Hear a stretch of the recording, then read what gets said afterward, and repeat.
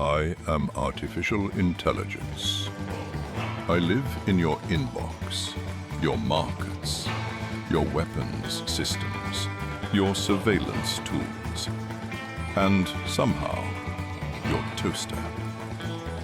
Never mind all that. This is a podcast hosted by nerds and what some would call geniuses. Extremely handsome nerds that are extremely genius. Either way, this is where we examine the curve. This is where we test the assumptions. This is where we follow the descent. Welcome to Gradient Descent. Hey everybody, welcome to Gradient Descent. So we're going to obviously talk about AI today. I've got the Bretts with me. I got Lucas and Haupt hanging out, getting ready to talk about something that happened in AI last week. Maybe it was AI. I don't know if it was AI, but I feel like the whole episode was about AI. So you guys were hanging out down in Black Hat 2026, Las Vegas. How was that? It was Las Vegas. Okay, so Brett Haupt, how was that? Yeah, outside of the normal Las Vegas stuff, I think the venue was pretty cool. Lots of really interesting leaders, like in the tech and cyberspace. Lots of interesting talk, lots of redundant talk, I think. Lots of people. How long ago did was Mythos a thing, and now no one really cares, is all fable. But everything was Mythos, which was interesting to see. And well, and now you got what Fable and all. What is Fable, right? It's the the downgraded Mythos, right? So yeah, and then you have Opus 5 now, which is probably better than Fable. Yeah. No, I mean, so in general, there was nothing there that really blew me away. I think I think if anything, we realized that we were thinking on the right track about a lot of stuff. And the most interesting part, I think, was actually the vendor booths, right? So, when we come in, we have a lot of OEMs and companies we deal with just by the nature of what we do. We see a lot of demos, but there's something about being able to get 15 in a row right next to each other, where everyone's kind of putting out not just what they have, what currently in development, and it's engineers talking to engineers a lot of the times. That is a really cool special magic that you get at conferences, especially really well done conferences like Black Hat. Even though it's a bit more corporate than it used to be, there was still some really cool stuff there on the offensive side as well. That was also really interesting. So yeah, there's a lot of good stuff. So it's funny you just mentioned that. There's a lot of really cool engineers talking to each other back and forth. Have you guys? I mean, I don't know. I mean, I know what I do. I mean, I go to a lot of conferences. I see a lot of different things from vendors. Most of the time, it's full of salespeople. Have you guys been to other conferences in the past that haven't been mostly everybody selling what they have? And I know that Black Hat, they're selling what they have, but they're actually talking about how they built it, what they did, where they went, right? So it was really interesting. Like you said, normally conferences, it's all salespeople. Black Hat definitely had booths.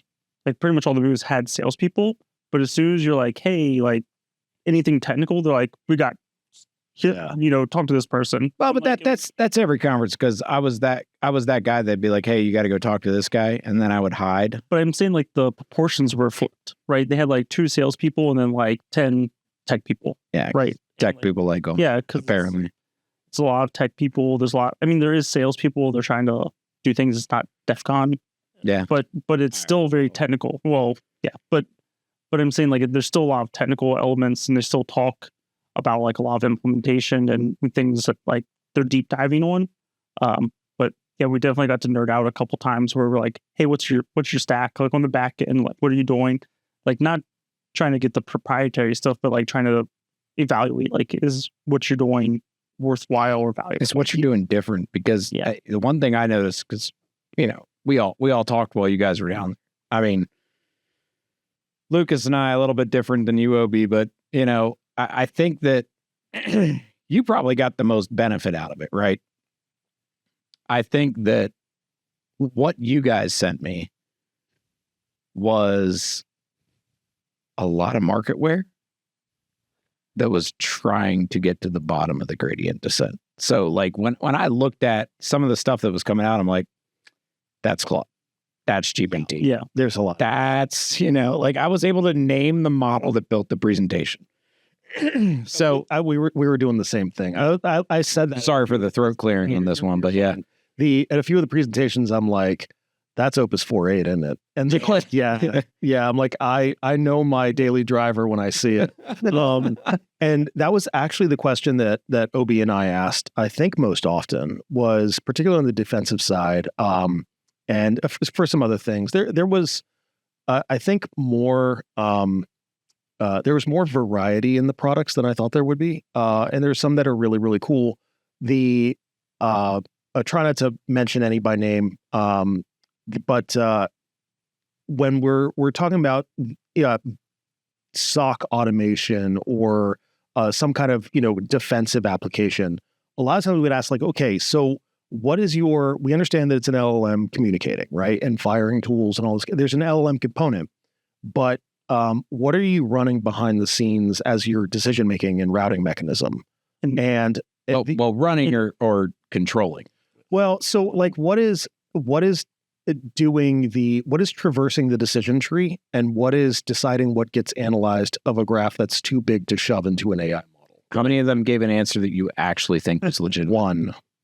Really? Well, they all gave legitimate answers. Some of them gave half answers, but one of them gave a really great answer. Okay. And I was really impressed with them. Yeah. Yeah, because like I think there's trying not to mention names, right? But like there's a common use now, and I don't think it's necessarily wrong, that LLMs are great communicators. So when you're talking about like the front end, you're trying to like deep dive, you're trying to like figure out like what's going on or like what you need to do, or red team, blue team, all that stuff. LLM's great. Sure. But whenever we ask like, okay, like all good, like what's that back end? I would say, man, more than 90% effectively said we're using LLMs. Yep. For the back end? For the decision. LLMs and deterministic tools, which is code for agentic LLMs. Yeah. So my definition of AI for the past 7 years. So we talked about when we did the whole zero trust thing. It's like, I'm going to go on a little bit of a spiel. It's like saying your definition of integer. But stop. Okay. Stop. No, we're not going there. What I would say is when we were doing the whole zero trust architecture, AI was like just coming out. I was doing my thing with AI at the time, actually using APIs and doing things before they had a GUI, and GTP actually released a commercial product. Thank you for your service. Whatever, dude. It's OpenAI, not open anymore, multi-billion-dollar company. Don't get me started. So I love everything they've done. I think they've come a long way. I think the products are great. But what I was actually trying to say was my definition of AI was it's ML with decision authority, right? So it's able to decide which direction it's going. And I know you disagreed with that the second you came in with me, but it really was, especially in our market space, the government market space, whether you're federal or state or whatever it was, everybody wanted AI. What they really wanted was machine learning. They wanted machine learning. They wanted deterministic causality. They wanted a lot of things that I'm not going to go down a rabbit hole on, but that's all they were looking for. And what AI added to that was that decision matrix. And that decision matrix now has become evident because they're allowing AI to make decisions in their own lives. So when does a product or a technology become something that's able to be marketable, used, sold, universally applied? It's when somebody applies it in their own life that they feel like they can apply it across the board. And there's a risk in that inherently.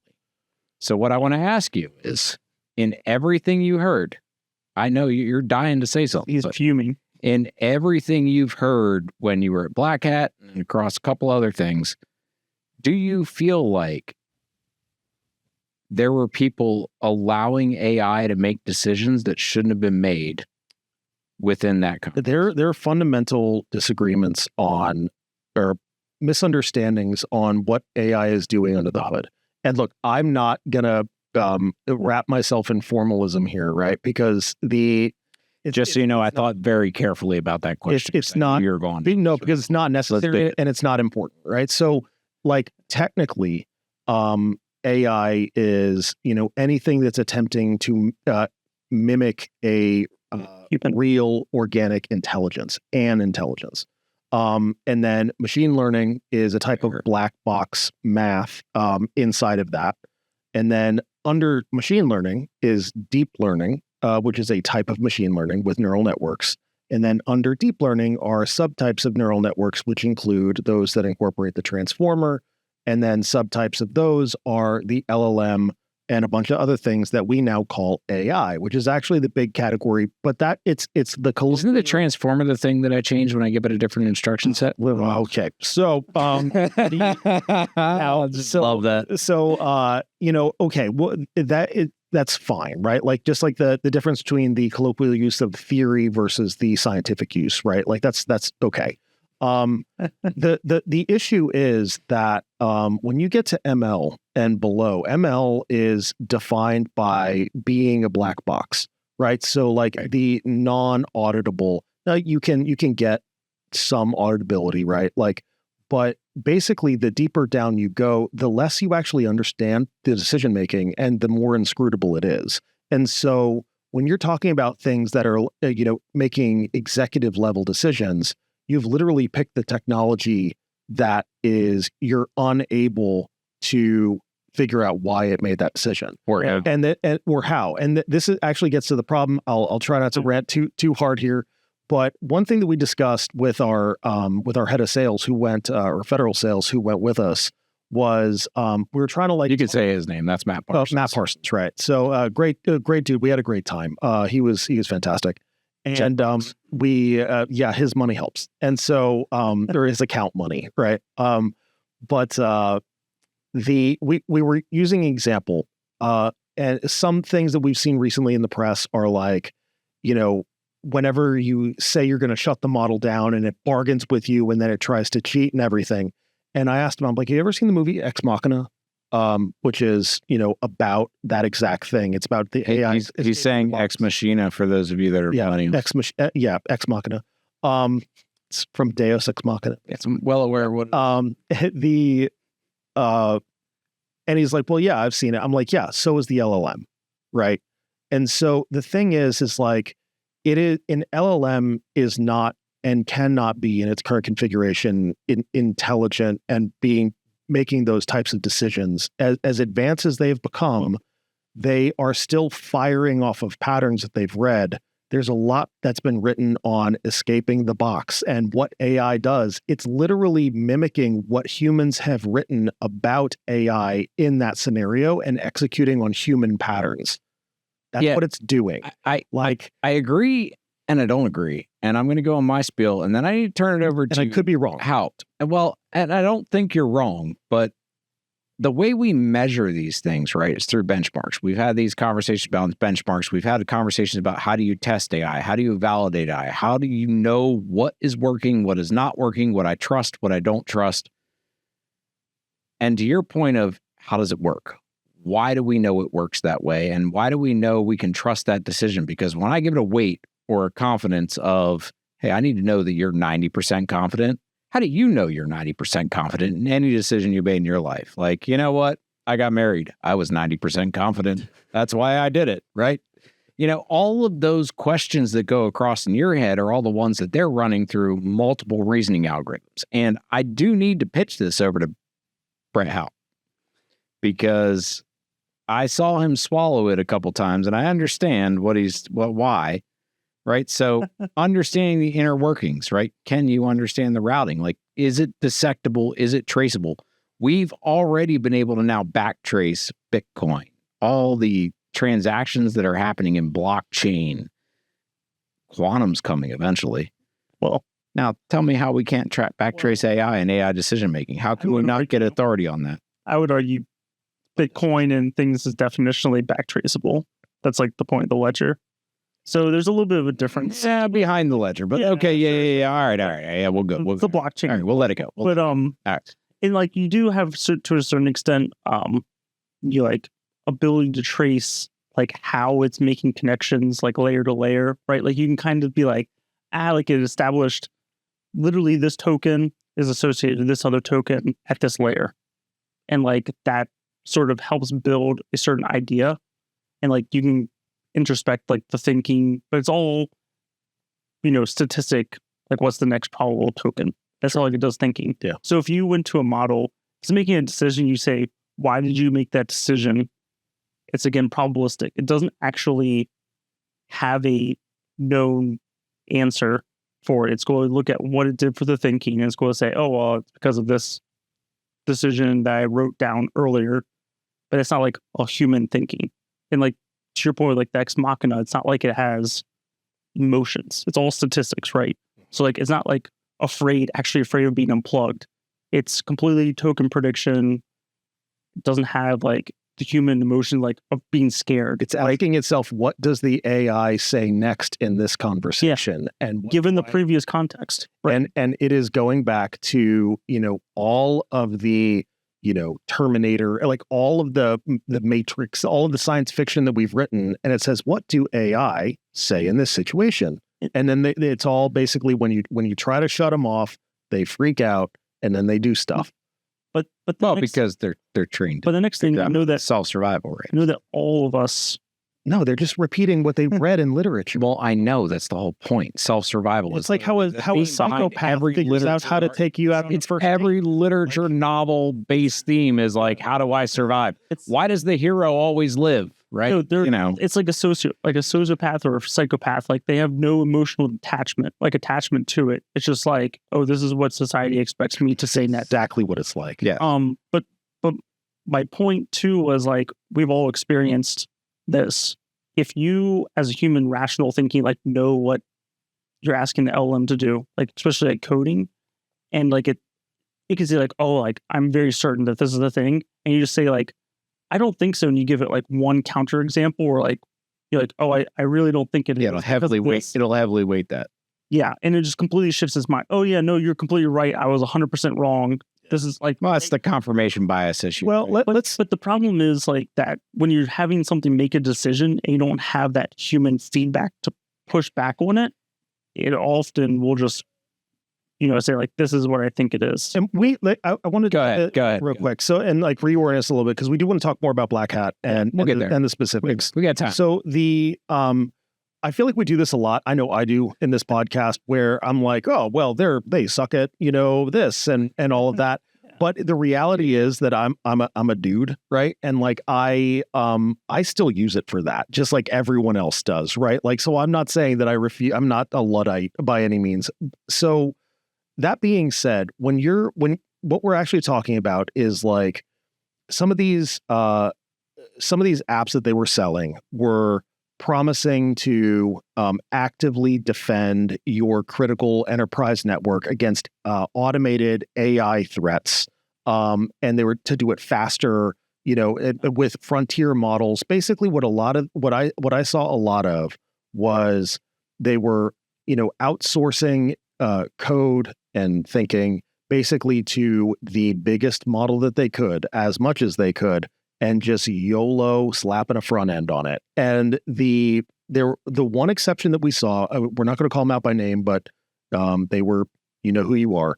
When we asked him that question, I think we were talking to like a junior engineer or something like that. You can sponsor our podcast next year. He's like a Markov, and I'm like, and I looked at OB, and I'm like, that's a little nerdy. I'm like, a Markov chain Monte Carlo? And he's like, yeah, it's like a tree. And I'm like, oh my God. Yeah, they're doing like a graph, like an actual like mapping out the graph, and they're doing like probabilistic like what kill chain analysis. So it like they're using it like basically a type of Bayesian decision tree, which which Frank would love that. It takes it's a different it's an old magic and mage. But what it is it's auditable. It's explainable, and it's very fast, and it's very, very good. Now there are problems with it, but basically what they did, as far as I understand, is they take in a lot of data and they've trained it really well. So they know that when this happens, this is most likely true. And when this is most likely true, this is and so it kicks down the tree. So it's cause and probability analysis. Yes. It's conditional probability, basically. And I thought we already built that, man. And then once it basically kind of runs through the data really quickly, figures out what's probably happening under the hood of what the issue is, that's when it gets to the LLM. And it feeds that to the LLM, and like that is where the LLM takes that and interprets it. So it's doing like a Bayesian regression all the way down. It's doing gradient descent and feeding that to the LLM. Different. It's not gradient descent because it's not learning. Yeah, but is it what's happening is hang on. I have a comparison because we've gone down a rabbit hole, and I need to take this up a level and sure, bring it to like real world, right? Like if I'm a police officer, I'm like, man, I need to change jobs. I need to go to a place that has the most crime. Where am I going to go? Right? As a human, what am I going to first think of? Brett, where am I going to go? Oh, I'm not going. Oh, no. The shopping mall. This is a realistic. So that's a great answer. Go ahead. I want to hear your answer. Oh, like as in like you want to get a new job, or you? I want a new job because I feel like I never arrest anybody. Where would I go? Oh, so you want to arrest more? I do. I feel like I'm pointless. Which is definitely not true. That's so I would say for the police officer. You go to the most populous area. That'd be a good stuff. Popular, right? Concentric circles. So there's a concept in social science and criminal justice, which is concentric circles. And it's like, the further you are towards a certain economic level, the more crime there is. But is that true? Or is the crime obfuscated the further you go out? And I actually did a thought experiment with an AI recently where I asked them that question. And the answer was exactly what I expected. They're like, oh, well, you should go to some place with a population center with a low economic status where they're struggling. And then they actually gave me the whole concentric circle thing back to me, which I already wrote a paper on a long time ago. And they were wrong, right? Most of the crime, which most people don't realize, happens way outside the cities, right? But it's unreported and uncared about, right? Petty crimes, those things that happen inside of those high dense population centers are just because there's more people there to see it. Right. That's what I was saying. Like you go to a higher population because it's just, even though it's statistically lower, there's more total incidents. But you have to ask yourself, why is that? So the AI asks themselves, why is that, right? So it's the same logic that messes with the AI that messes with the human, right? Like we all think that way. We're trained and we're appropriately tuned that way. And I'm not being political about any of this. Like I'm trying to steer away from the political side of this. But the reality is there is a lot more reported crime in high density population centers. Right. And there's probably a lot more lower end crime in those areas. As you further out, there's going to be a lot more other crimes. Yeah. So the answer isn't that it's getting the right answer. It's getting the answer that it's trained to understand. Yes. And without beyond that understanding or having that other perspective, you're never going to get there. And I know this might sound leaning one way or the other, and I'm not going to tell people the way I lean, but I can tell you just from a crime statistics perspective, underreporting is a problem with AI the same way it is. Well, so maybe two kind of more classic examples of kind of going into the Bayesian side of things. And yep. Which is what I was going down. Right. So one would be you're, on a street corner, you see a woman walking down the street. She's in her 50s. She looks introverted. She has glasses. She's holding a bag of books under her arm. Is she a librarian or a farmer? Bingo. Right. Yeah. And so most people, just kind of say like, yeah, well, it's a librarian. That's what a librarian looks like. And the answer is actually she's far more likely to be a farmer. And the reason for that is kind of that you have to know that the ratio of farmers to librarians is like 300 to 1, right? And so that's information that, you're talking about, posterior and all that kind of stuff, probabilities, but it takes a lot of those factors into account in terms of probabilistically. And so she probably, I don't know, she's, has an apiary or whatever and categorize herself as a farmer. But you also have the whole point of Bayes too is that it's updated given priors. It's updated, yeah. So if she had a lanyard with like a card, like a badge or something, right, probably not a farmer. And I'm not saying that's 0%, but it lowers the probability and shifts it towards other.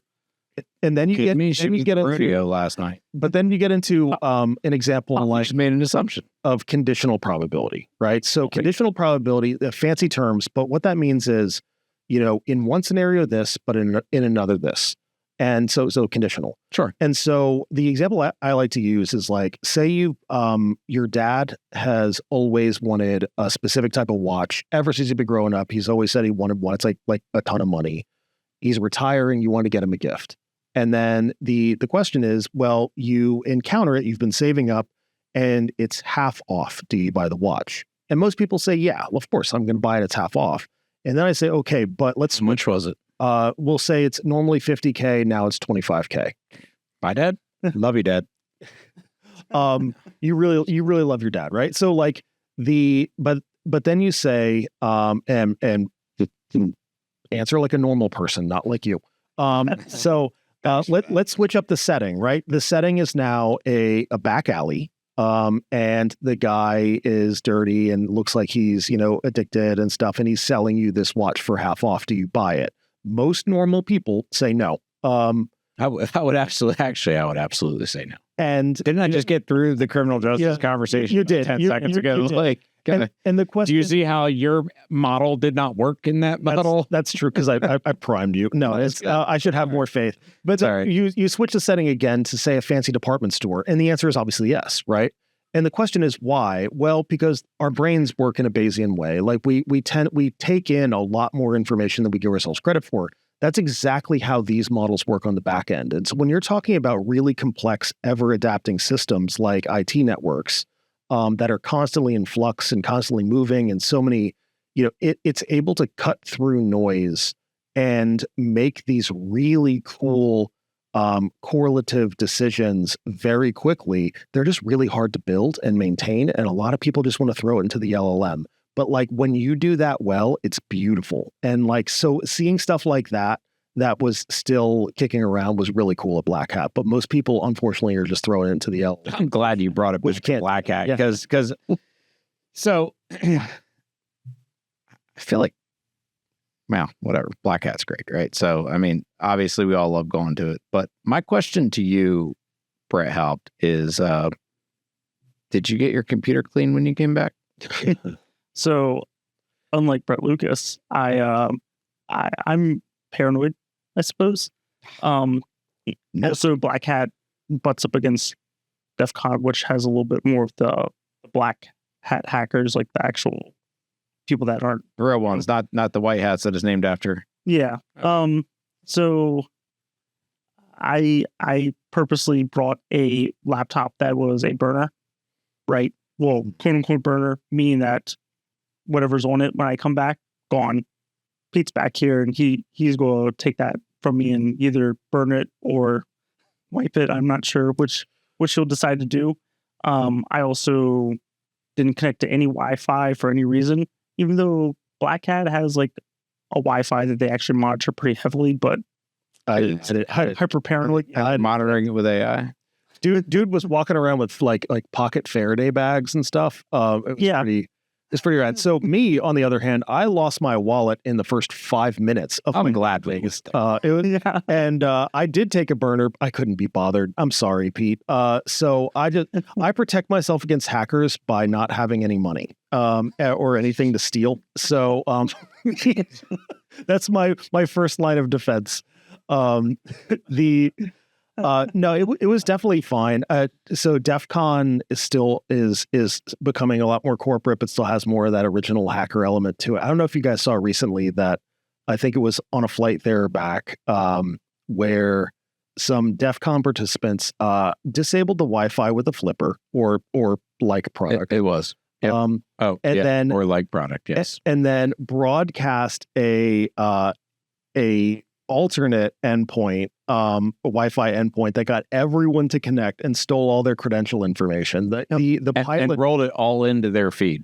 And the pilot, it was so bad that he called an emergency signal, and then landed the plane to get the hackers off board. And they were literally coming back from DEF CON. It's like, guys, okay, so well done. Well done. Yeah. Try not to do that stuff when you like have to have an ID card to get into a place. Yeah. And like it gets literally only. Don't be on a plane with a flipper ever. Like, or like product. Oh man. Like, good Lord. I will say too, I also brought wired headphones. Again, hyper paranoid because That does freak me out now. and I told Brett and he did not listen to me. Oh, yeah. Did not listen. There is that whole vulnerability about Bluetooth for certain headphones. You can look it up. Lots of headphones. Lots of headphones. Bose, Sony. I won't go down the list. Tons, hundreds of models. Brett came to. You mean hundreds of models being trained off of the audio that's being pulled into those headphones? Yeah. So the vulnerability is scary. It's if you have their Bluetooth, you can just get access to it. You can get all the recordings from all the audio. You can like listen to phone calls, etc. Also, you can poison that headphone, so that poisons other Bluetooth headphones without you knowing. It still sends all the recordings from your headphones to every session you have, even after you. So after I brought that up to Brett, there's a reason why Bluetooth is not allowed in many places that we may or may not be familiar with. Yeah. But yes. But what did Brett do when he went to Black Hat? He came up with one of his vulnerable. 100%. Yeah. Should we play his recordings now? Or wait till later? It's on my cloud. Okay. We don't have it for this episode. There's nothing that you could play that I will not own, like times 10. And be like, yeah, I said. Yeah, but it would be fun. It would be fun to just play them anyway. 100%. Yeah. I will put it on the Raven Tech website. No, we won't. It's one of the perks of being me. I never apologize. Like, no. Common. So the other thing, a smaller thing, was a little bit of a LinkedIn post I did on it. You did a LinkedIn post? I know, like 4 people saw it. Am I even connected to you on LinkedIn? People are trying to rebrand like the security space, but there's a lot of pastels and like they're trying to like go to light mode. That was like a definite thing. I love light mode. That I think everyone's trying to copy Wiz, which is I like Wiz too. Yeah. I will say Wiz's the red, green, blue agent thing was pretty rad.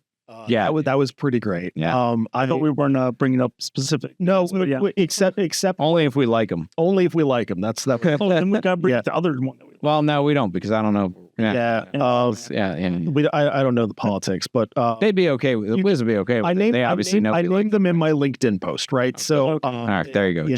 Check out LinkedIn. Yeah. And the other thing was that we need to talk about vibe coded UIs or AI generated UIs. You mean how basically 100% of all the UIs that whole conference was vibe coded? Yeah. Well, can we talk about that? Was like the number one thing they said as soon as you could code in AI, it was like front end is gone. You don't need a front end developer anymore. I mean, at this point, like there's that crazy thing we talked about. I mean, how do you think I released all the back end stuff that I put out in pretty front end, right? Like, I mean, yeah. Yeah. Your front end no longer passes the Turing test, right? Like, so just like an M dash in speech, right, or written text is like, okay, Claude wrote this. Sorry for those who used M dashes before, but these nightmare. I don't know. I think there's maybe this is just me being a little bougie, but like I still feel like just not slapdashing something together and putting a little bit of a time and attention into your front end actually goes a long way. I want to elaborate. Organization is different than visual cues, right? Like I'm gonna go. So I was in a customer space recently, and I saw a presentation. It looked really cool. I also noticed it was running off a local HTML file. Yeah, and immediately, like within 10 seconds, I was like, I know what model that was. Yep. And I know exactly what they used on the back end. And I know how they actually came to that conclusion and all the analytics that went behind it. Yeah. Mainly because I built that 3 years ago. But, and yeah, I'll let you go in a minute, but like I've got to have a little bit of a tangent here because the front end piece, it means a lot to the people that are ingesting and taking in that information. They need to be able to understand it. They need to know what's happening, which is what the bias is in the models. So to your point, not every model needs to explain everything in a front end. Sometimes you just need a display of information. But I think what Brett's trying to get into is like it's not saying you can't use LLMs, right, to make that front end. The problem is often we just say, I'm saying we because we've all done it for like prototyping stuff. Just make the front end. Do this, and then like use best practices. Yeah, Use best practices. Whenever it lands is sort of like where it effectively stays. What should be happening is spend like a little bit more time to think about like what's your user going to do. Right. Because people have to live there, right? Like people have, I mean, there's going to be people in a knock and a sock that have to use this as their primary. I'm a little fired up about this. They have to use it as their primary 8 hours a day or 12 hours a day. Like this is their primary app. And if you just throw it together, you're not doing what we're supposed to be doing. Yeah. We're just like supposed to be thinking from their perspective. Functionally. What if your backgrounds are blues and purples, you probably didn't think about the user. Right. I mean, yeah, because colors mean things, right? Like, so where would I want this button to be and why? Have I asked the question? Do I know what this person does? Like, can I ask somebody? Can I, poll a friend, right? Like, how long do you think it took some of our customers or some of our vendors to have like a green themed background for like, I don't know, service management, right? Like every time you log into a screen, it was always defaulted to green, right? Like just those little things that people don't think about that happens all the time. And it's not about red, white, black, blue. It's just about, can I make this work to the point where they feel comfortable in this environment all day and they get what they need out of it, the functional usability or the pretty picture. Right now, I feel like we're trending towards the pretty picture. To be perfectly clear, we've been fighting about this for the past 2 hours. So there is a pretty picture story and there is also a usability story. And it's all about persona. I think that something that is elegantly designed is beautiful in and of itself. I'm not talking about like IKEA simple, but like, there is something about like a good knife or like a good chisel. Amen. It's super sharp. They're simple. Does its job. And they're beautiful at what they do, right? Like, and they don't have to have, anything special carvings or whatever. It's just that kind of ruthless efficiency is beauty in it for its own sake. And I think like trying to flip it back to Black Hat is like, you definitely had, you had like basically this, I don't want to say dichotomy. You had basically ones that you could say nearly 100% were vibe coded front ends, but you had definitely ones that took a little bit of extra attention. Let's go Doll Blade branded, sharp knife, perfect. Percentage wise. I would say that perfect is a strong word, but like sharp blade, I would say like less than 20% were like really honed in on like the UI from not only looking good, but being practically functional for the different user bases. A very large majority were basically executive view. Build me a front end. Yeah. Like, well, and I kind of want to deviate a little bit more into some substantive stuff we learned. Sure. But related to that. So like building the most effective tool, or the best tool or the one that your engineers like the most is one consideration of many. I think it has been a learning process for me, understanding that like marketing, branding, and sales are probably even more important as to which products survive and which don't. They're as important up front, less important later. Yeah. You got to prove yourself up front. Sometimes looking pretty proves yourself, but again, at the end of the day, it's how you function and what you do later in life that actually matters. That's a lesson for everybody. I'm not going to go down that rabbit hole. I was just gonna look. Yeah, let's just all let that go. Yeah, all right. Yeah. All right. So good.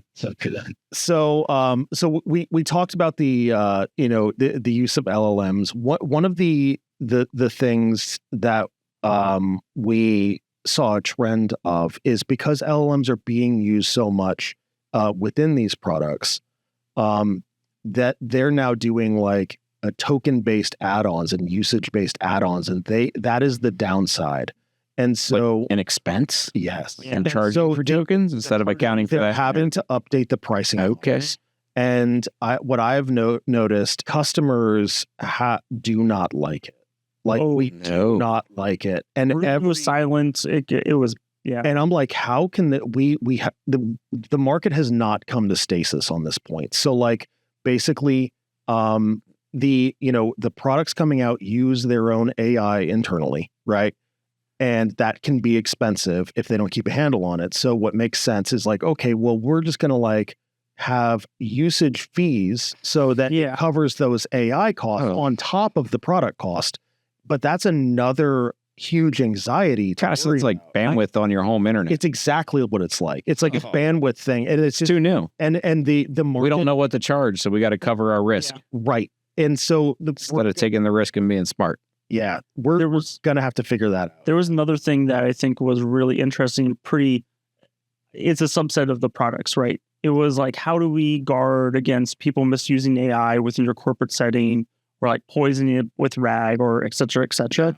And often the solution was, well, instead of it poisoning your Claude or whatever workspace AI, what we're going to do is run through our LLM AI to ensure that your LLM AI is safe. All right. So let me tell you what that looks like from a corporate buyer, right? So if I'm sitting there and I'm going, hey, I'm going to buy your product, and I'm going to buy your product, and it does whatever. It makes me paper airplanes in an automatic machine that runs off a robot, right? But it's all built with AI, and I tell it what kind of paper airplane I want. And today, that paper airplane cost me $5. But I have to pay usage for the AI credits that paper airplane gets to make. Yep. Well, then why does it cost that today, and then tomorrow it's $125?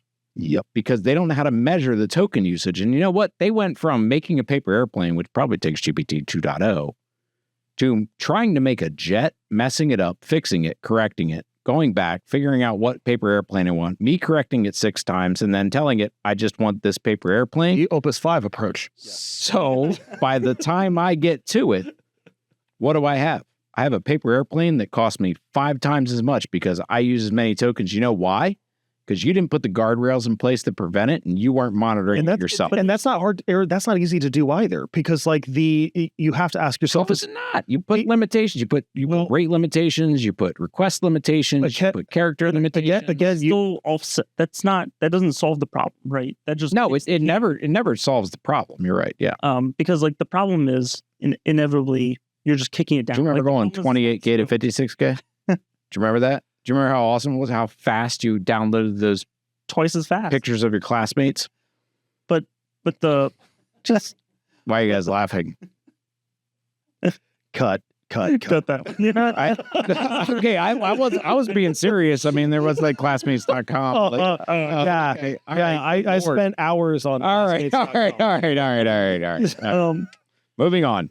No, but the one time I'm not trying to be funny. But the problem is like often LLM is being used as like the catch-all. Everything goes through it. Everything's managed through it. There's no scoping. So like, even if you're like, oh, you can use the smaller model, right? It's still usage. It's still token usage, rather than being like, we're going to use it as little as possible to create something that's more concrete, structured, and like doesn't have reoccurring costs every time I ask it something.